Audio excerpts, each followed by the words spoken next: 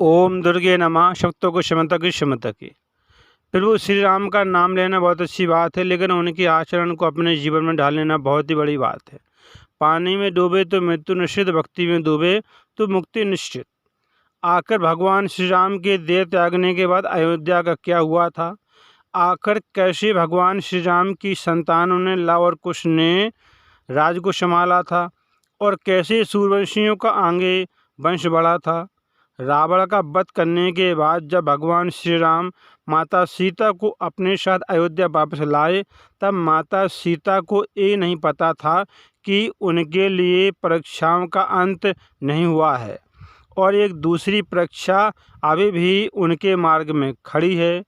जब भगवान श्री राम ने अपनी प्रजा के सवाल उठाने पर माता सीता को ही त्याग दिया था, तब माता सीता वाल्मीकि जी के आश्रम में चली गई रहने के लिए। यहाँ पर माता सीता ने लव कुश को जन्म दिया और वहीं पर अपने दोनों पुत्रों का पालन पोषण किया। लेकिन इतना सब होने के बाद भी ये कहा जाता है कि माता सीता के प्रति भगवान श्री राम का ये प्रेम ही था कि भगवान श्री राम ने सीता के त्यागने के बाद भी किसी दूसरी रानी से विवाह नहीं किया था। वे सीता की अनुपस्थिति में उनकी कमी को पूरा करने के लिए अपने साथ ही यज्ञ में सोने की गुड़िया को लेकर बैठते थे। सोने की गुड़िया इसलिए क्योंकि सोने को सबसे पवित्र मानते थे। आइए जानते हैं कि जब भगवान श्री राम ने राजपाट छोड़ दिया था, तो उनके बाद रघुवंशियों का क्या हुआ था। आखिर किसने शासन किया था? भगवान श्री राम के राजपाट छोड़ने के बाद कुछ अयोध्या अपनी सेना के साथ आए थे और उन्होंने वहां पर शासन संभाला।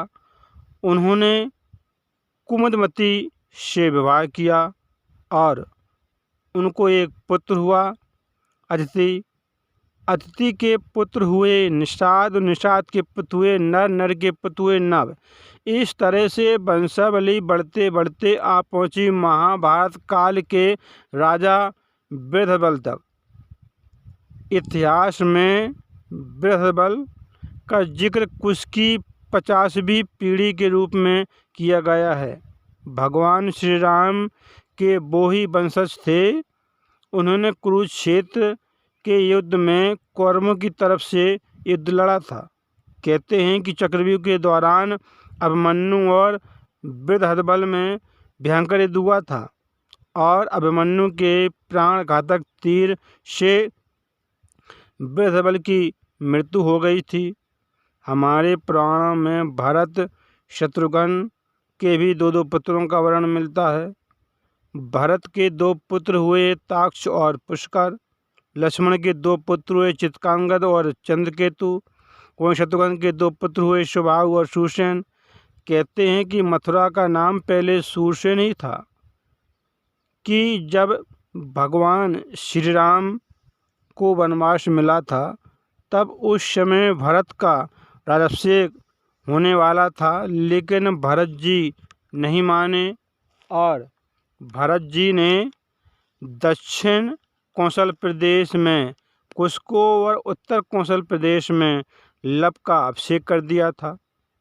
भगवान श्री राम के काल में भी कौशल राज उत्तर, कौशल राज दक्षिण में विभाजित था। कालिदास के रघुवंश चरित्र के अनुसार भगवान श्री राम ने अपने पुत्र लव को श्रावती का और कुश को कुशावली का राज दिया था।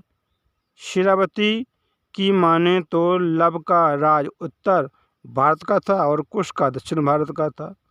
वहीं रघुवंश चरित्र के अनुसार कुश को अयोध्या जाने के लिए विंध्याचल पार करना पड़ता था। इससे ये भी सिद्ध होता है कि उनका राज दक्षिण कौशल में ही था।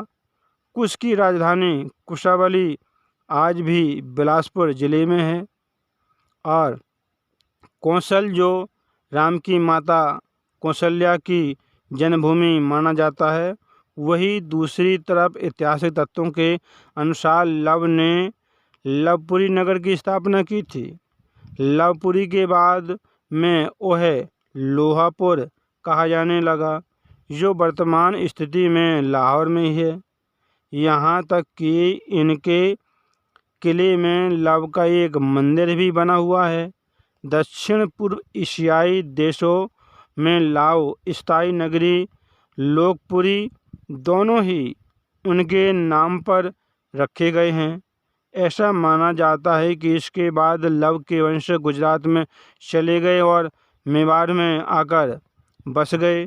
साथ में ये भी सुनने में आता है कि लव से रघु राजपूतों का जन्म हुआ था। दूसरी ओर कुश से कुशावती राज्य की स्थापना की, जो कि छत्तीसगढ़ राज्य के बिलासपुर जिले में है। कुश ने अपना राज्य पूर्व की तरह फैलाया था।